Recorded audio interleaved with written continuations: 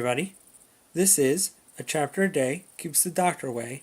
My name is Alan, otherwise known as Hisui, and I'm from ReverseThieves.com as well as the Speakeasy podcast.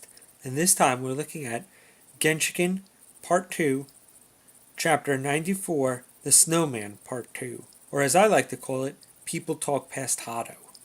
And in the last chapter, we saw that Hado was home, and that his old person of interest, Michiro, had also come home for the new year with his brother, who she is now married to.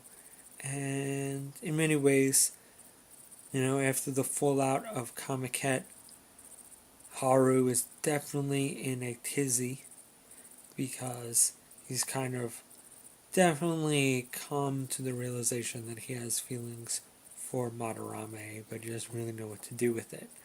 So, in many ways, he tries to have a conversation with people in this chapter, and it's very interesting because I think we all do this. I mean, even I'll admit to doing it, that sometimes when we go to console people or speak to people, we have a habit of working it back to ourselves or what we want, even though, I mean, on a surface level and even a deeper level, we want to help the person and we want to listen to them, but we all have our own little agendas, and we have a habit of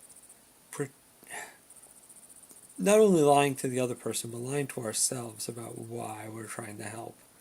And I think that's kind of the main theme of this chapter, because Michiro comes and tries to, basically speak naturally to Hato, and Hato obviously still feels kind of a little uncomfortable. But she's doing this thing like, nah, you can't be formal or uncomfortable around me. I'm gonna force you to be cool with me. And you can tell that he's still awkward, but he needs somebody to talk to, so he figures, well, maybe she'll understand. And he kind of pretty much confesses what's going on back at school.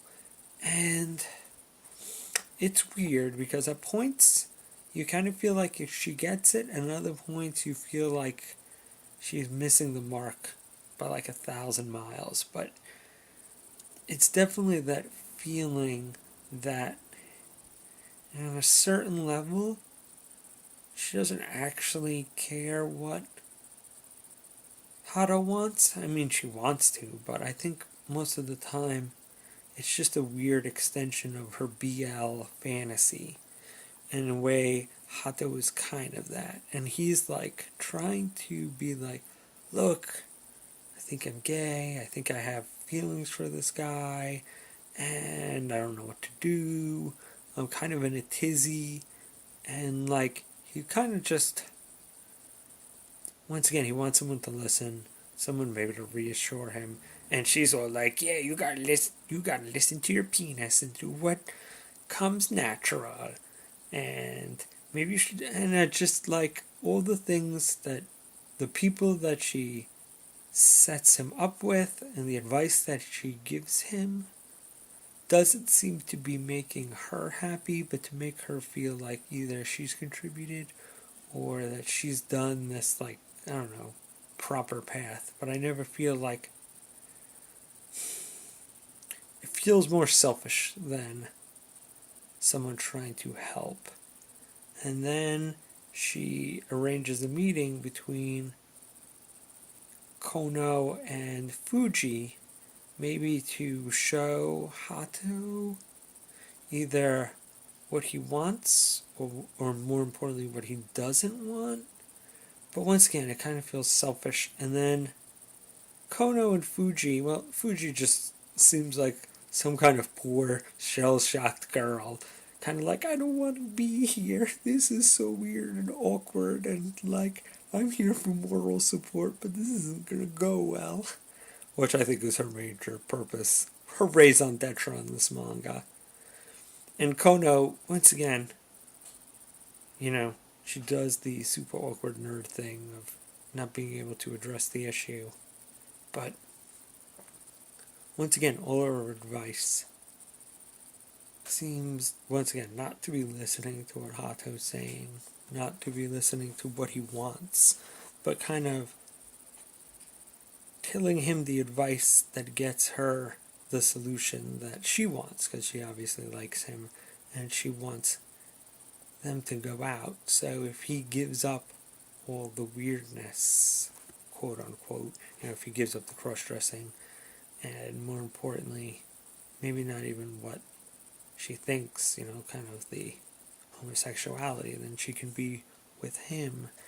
And once again, I don't think that necessarily Hato fully knows what he wants, but no one's listening to his concerns or what he might be feeling.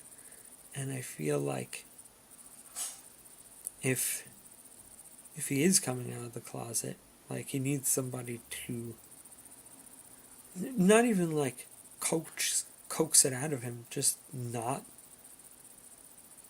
put him on the rails that they want him to be on, just to let him talk it out and just kind of be like, all right, what am I feeling, just to somebody else, just not being trapped in his own head, but just like let it out there in the world. But nobody wants to do that. And so, the chapter ends with him going back home seemingly more messed up than when he came, which is kind of sad.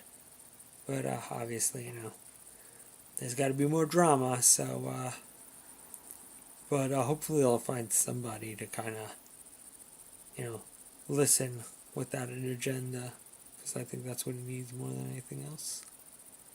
But we'll see how long it takes for him to get that. But we'll see what happens in the next chapter. See you with 95.